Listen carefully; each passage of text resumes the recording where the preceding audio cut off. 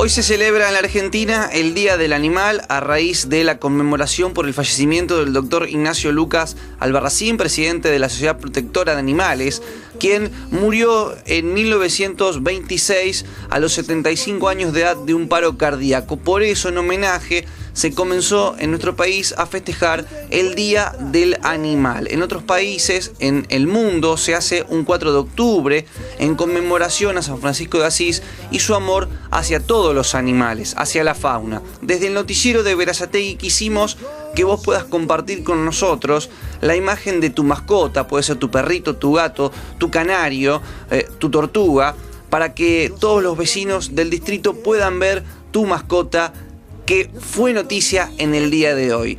En nuestro distrito, las mascotitas tienen su lugar en la clínica municipal, donde incluso se entregan en adopción a aquellos perritos y gatitos, por ejemplo, que se han perdido. Se entregan en adopción para aquellos que quieren entregar y dar amor, porque por supuesto ellos nos entregan eso, nos dan amor y son nuestros amigos fieles.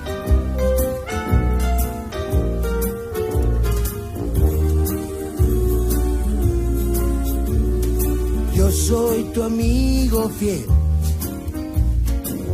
Yo soy tu amigo fiel. Y si un día tú te encuentras lejos, muy lejos de tu lindo hogar, cierra los ojos y recuerda que yo soy tu amigo fiel. Sí, yo soy tu amigo fiel.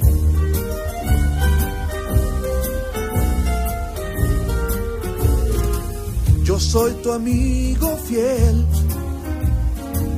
Yo soy tu amigo fiel. Tengo problemas. Yo también.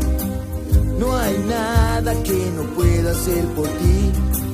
Y estando juntos todo marcha bien, pues yo soy tu amigo fiel. Sí, yo soy tu amigo fiel. Tal vez hay seres más inteligentes, más fuertes y grandes también. Tal vez ninguno de ellos te querrá como yo a ti, mi fiel amigo. Nuestra gran amistad el tiempo no borrará. Ya lo verás, no termina.